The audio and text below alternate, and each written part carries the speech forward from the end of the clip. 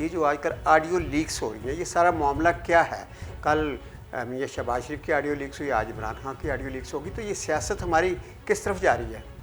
دیکھیے جی، سیاست تو ہماری بالکل سیدھی طرف جا رہی ہے، سیاست کا تو اس میں لینا دینا نہیں ہے، لیکن فی الحال جو آپ ریکارڈنگ کی بات کر رہے ہیں، لیکن ایک بات تو طے ہے کہ یہ ریکارڈنگ صرف شہباز شریف صاحب کی نہیں ہو رہی تھی، یہ ریکارڈنگ عمران خان کی بھی ہو رہی تھی، جو آج آپ نے دیکھ بھی لیا، ان کی ایک آڈیو آئی ہے۔ لیکن اس میں دوسری دو باتیں ہیں۔ پہلی بات تو یہ ہے کہ ریکارڈنگ کر کون رہا ہے، دوسری بات جو میں پہلے بتا دیتا ہوں اس کا جواب، اس بات کا جواب بعد میں دوں گا کہ ریکارڈنگ اب کچھ بھی ہو، آڈیو چھوڑ ویڈیو، اب لوگوں کو اس میں بادر نہیں کرتے بھائی، آپ کو تو پتا ہے فیاض صاحب، لوگ بادر نہیں کرتے، اب بات وہ دیکھتے ہیں حقیقت کیا ہے۔ یہ تو بڑی ڈیپ فیک ٹیکنالوجی، میں اب یہ بھی نہیں کہتا چلیں ڈیپ فیک نازی ہوگی تو پھر کیا ہوگی۔ اچھا، مسئلہ یہ ہے گوگی صاحب کہ آپ نے اس لیے بھی بتانا ہے یہ کہ یہ کون ریکارڈ کرنا ہے، کہ کون اس کا بینیفیشری ہے سارے معاملے کا۔ دیکھیے جی، اب بینیفیشریز کی سن لیں۔ پہلے تو میں آپ کو بتاؤں نا، اس کی ریکارڈنگ کر کے رہا تھا آپ کے پہلے سوال کا جواب میں، وہ کہتے ہیں نا کہ پتا پتا بوٹا بوٹا حال ہمارا جانے ہے، جانے نہ جانے گولی نہ جانے باغ تو سارا جانے ہے۔ بھائی پرائم منسٹر ہاؤس کا ایک پتا پتا، ڈالی ڈالی، ہر درخت ہر گھاس کے نیچے پتہ نہیں کیا چھپا ہوا ہے حضور، یہ آپ کو بھی پتہ ہے، سب کو پتہ ہے، اور خاص طور پہ ہم جو ہمارے میڈیا والے دوست ہیں ان سے تو کوئی بات چھپی نہیں ہوتی۔ آپ کو پتہ ہے کہ عمران خان صاحب اپنے دور میں یہ جو لان میں میٹنگز کرتے تھے اس کی وجہ کیا تھی؟ اور کسی نے ان کو بتا دیا تھا بھائی اندر سے زیادہ آپ باہر ذرا کر لیا کریں، لیکن عمران خان صاحب آپ کو پتہ ہے کپتان ہیں، انہوں نے کہا ٹھیک ہے باہر کر لیا کریں گے۔ یہ بھول گئے کہ باہر اس سے زیادہ ہوتے ہیں خطرے، اور اندر تو بھائی ایک آدھ کوئی ڈیوائس کہیں لگائیں گے، باہر تو ہر درخت ہر بوٹے کے ساتھ لگی ہوتی ہے ڈیوائس۔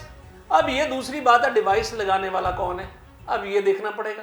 ہیکرز کی بات کر لیتے ہیں، جو ہیکرز آپ کو پتا آج کل آ رہا ہے جی سوشل میڈیا پہ کہ ہیکر سے 10 ارب روپیہ مانگا ہے، پھر انہوں نے کہا جی ہم نہیں مانگے، دیں گے 5 ارب لے لیں، کچھ طرح کی باتیں آ رہی ہیں۔ گوگی صاحب دیکھا جائے تو ہیکرز تو اس وقت دہشت کی علامت بنے ہوئے ہیں۔ بالکل دہشت کی علامت ہے۔ مجھے آپ بتائیے یہ کیسے ہیکرز ہیں جو اب کہہ رہے ہیں جی کہ ہم ملک کے وسیع تر مفاد میں ہم یہ آڈیو لیک کریں گے اور جمعے والے دن لیک کریں گے۔ سنا ہے پہلے پیسے بھی مانگ رہے تھے۔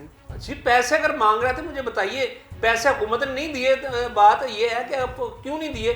اس لیے نہیں دیے کہ اگر ان کو دے بھی دیتے پیسے تو مجھے بتائیے کہ کیا اس بات کی گارنٹی تھی کہ وہ پیسے لینے کے بعد اس کو لیک نہ کرتے؟ اور دوسری یہ بات ہے ہیکرز وہ پیسے کہاں لیتے؟ کسی اکاؤنٹ میں جاتے، کسی بندے کو دیتے، وہ طریقہ کار کیا ہوتا ہے لینے کا تو پتہ نہیں چل جاتا کہ یہ ہیکر کون ہے؟ حضور یاد رکھیے ہماری وہ جو ڈارک ویب سائٹس ہیں نا، جو وہ اس طرح کام کرتی ہیں کہ لوگوں کے ہوش گم کر دیتی ہیں۔ ڈارک ویب سائٹس آپ کے پاکستان میں بیٹھ کے بھی چل رہی ہیں، لوگ اپنا یہ جو ہیکرز ہیں نا، یہ کوئی معمولی آدمی نہیں ہے، یہ کمپیوٹر کے بادشاہ ہوتے ہیں، اور یہ پاکستان میں بیٹھ کے خود اپنی آئیڈینٹی چھپا کے کہ دوسرے ملک میں اپنے آپ کو شو کر دیتے ہیں اور یوں کام کر رہے ہیں۔ اور اگلی سن لیں، اس پہ تحقیقات شروع ہو گئی ہیں بڑی ہائی لیول پہ، اور ہمارے جو ادارے ہیں اس پہ بڑے ایکٹیو ہو گئے کہ یہ ہو کیا رہا ہے، یہ پاکستان کے خلاف سازش ہے، یہ کون کر رہا ہے؟ اور اب اس پہ تھوڑی سی باتیں سامنے آئی ہیں جو ہمیں بھی اڑتی اڑتی پتہ چلی ہیں اس حوالے سے کہ یہ ایک بندہ نہیں ہے، یہ ایک ٹیم ہے، اور اس ٹیم میں ایک خاتون کا رول بہت اہم ہے۔ اچھا یہ بتا دیں کہ وہ خاتون کون ہے؟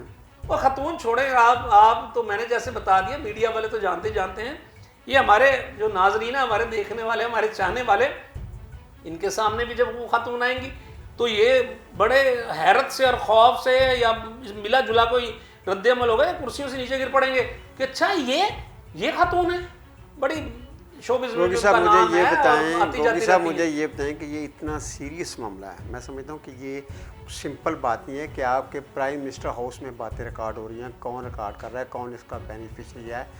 دنیا میں ہم کیا پینٹ کر رہے ہیں کہ ہمارے جو اتنے بڑے حکومتی ادارے ہیں، اگر ان کی جو بات چیت ہے، وہاں جو مشاورت ہو رہی ہے، وہاں جو سلسلہ چل رہا ہے، اگر وہ بھی محفوظ نہیں ہے تو کیا میں سمجھتا ہوں کہ آپ بھی سمجھتے ہیں کہ انٹرنیشنلی یہ اس ملک کی ایک بدنامی بھی ہے؟ نہیں، یہ بالکل ہے۔ دیکھیے یہ سیکورٹی جو ہمارے ادارے ہیں ان کے اوپر ان کی کارکردگی پہ ایک سوالیہ نشان ہے، اور آپ کو جانتے ہیں کہ پرائم منسٹر ہاؤس میں اب جیسا ایک محفوظ جگہ اب محفوظ نہیں رہی ان ہیکروں سے، کیا پتہ کل کو کیا ہو جائے، جہاں پہ یہ سیکورٹی بریچز ہیں، لیکن لگے ہوئے یہ اتنی کوئی بات نہیں ہے، مایوسی کی بات نہیں ہے۔ इंशाल्लाह ये आप देखिएगा बहुत जल्दी आप सामने आ समझते हैं जाएंगे कि हैकर्स पकड़े जाएंगे या पता चल जाएगा कि वो कौन जी बंदा है हजूर, किसका हमने आपको बता दिया, ये मुखबरी कर दिया आपको कि वो टीम तक पहुंच गए, और इसलिए तो हम आपको बता रहे हैं कि इस टीम में एक खातून शामिल है। और गोगी साहब बताएं कि आपके जो फेवरेट हैं जनाब इसहाक डार साहब वापस आ गए, और आते ही अभी वापस पहुंचे हैं तो डॉलर की कीमत भी कम हो गई है। ये क्या जादूगरी दिखाई है उन्होंने? क्या डॉलर की कीमत आप समझते हैं इसहाक डार के आने से कम होगी? इसहाक डार साहब क्या जो जिस त्यारे में आए हैं प्राइम मिनिस्टर को, उसमें डॉलर भर के लेके आ गए थे? यार ये कैसे हमारे भाई अकल के अंदर हैं जो ये बात कर रहे हैं कि डार आ गया डॉलर नीचे आ गया। और डारनी साहब ने तो कल रात इसका हल्फ उठाया वजारत खजाना का, तो ये ऐसी कौन सी जादू की छड़ी थी? वो पाकिस्तान में लैंड कर रहे हैं, डॉलर साहब नीचे आ रहे हैं। ये सोचने की बात है यार, ये इसको इस तरह ना रिलेट किया जाए कि डार आ गया और डॉलर नीचे आ गया। मुझे बताएं कि आज की आपको बता रहा हूं हजूर, ये जो पेट्रोल की कीमत है ये 80 से भी नीचे, डॉलर से नीचे आ गई पर बैरल, 76 रुपए पे आ गई है, 76 डॉलर पर। आप मुझे बताएं ये जो 80 रुपए तक थे बड़े दिनों से है, आपने पेट्रोल बजाय सस्ता करने के आपने जानबूझ के 2-2.5 रुपए किया ताकि अवाम में ज्यादा रद्दमल भी ना हो और ज्यादा से ज्यादा हमें रिलीफ दे दे डार साहब के आने पर। याद रखिए आज का पेट्रोल का फी बैरल रेट 76 डॉलर पर बैरल है इंटरनेशनली, तो ये तारीख में बहुत कम है। इमरान खान के दौर में ये कहीं ऊपर था, तो वो 150 रुपए लीटर यहाँ पेट्रोल मिलता था, 149 रुपए, और आज तकरीबन, और आज याद रखिए ये 240 के करीब पहुंच गया ये पेट्रोल का रेट, जबकि दुनिया में भर में आलमी मंडी में सस्ता हो रहा है। अब डार साहब आए हैं 2 दिन बाद, आप देख ही लीजिएगा पेट्रोल में आपको रिलीफ दे देंगे और फिर आप भंगड़े डालेंगे, वाह वाह वाह डार साहब ने मीशत ऐसी कंट्रोल की है कि जी देखें पेट्रोल भी उसने कम कर दिया। हालांकि वजह हम आपको बता दी है कि इसकी कम होने की वजह क्या होगी, खाता सारा उसमें आ जाएगा। हमने पहले भी बताया था कि मिफ्ता साहब को कुर्बानी का बकरा बनाया था इन्होंने, मिफ्ता से गलत कह रहे हैं या जो सख्त फैसले करवा लिए वो मिफ्ता के गले में डाल दिए। अब ये जो है ये सस्ता होने का डॉलर नीचे आने का ये ढोल आप उनके गले में डाल देंगे डार साहब के, और आप धमालन डालेंगे वाह डार साहब वाह डार साहब। और वैसे आपको ये हम फिर बताएंगे कि डार साहब आए क्यों हैं, ये भी एक बड़ी मिस्ट्री है हजूर। गोगी साहब ये बताएं कि जो डार साहब है आप जानते हैं कि मियां नवाज शरीफ के ख़ास आदमी हैं, तो आप समझते हैं कि अब हुकूमत में उनका एक ख़ास बंदा आ गया है तो इससे उनको भी कोई पोलिटिकली फ़ायदा पहुंचेगा या उनको असर रसूख मज़ीद बढ़ेगा? हजूर जब कोई भी बादशाह पुराने दौर में जब जाता था ना किसी को फतह करने का, तो उसके पहले एक हरकारा भेजता था, तो एक लश्कर छोटा सा, देखो आगे जाके होता क्या है, वही लश्कर फिर बताता था कि हजूर आप आएँ या ना आएँ, तो ये सूरत हाल आप आ जाएं या आपने रुकना है। तो ये हरकारे के तौर पे उनके आए हैं, यहाँ पे आके थोड़ा सा सीधा करेंगे। ये मैं फिर बता रहा हूँ ये इनका आना बहुत बड़ा एक राज है, और वो राज आप पे बहुत जल्द हम ही उसको आश्कार करेंगे, आपने नाजरीन को बताएंगे इंशाल्लाह। अगले एक आध प्रोग्राम में आपको बताएंगे कि डार साहब को दरअसल लाया क्यों गया है।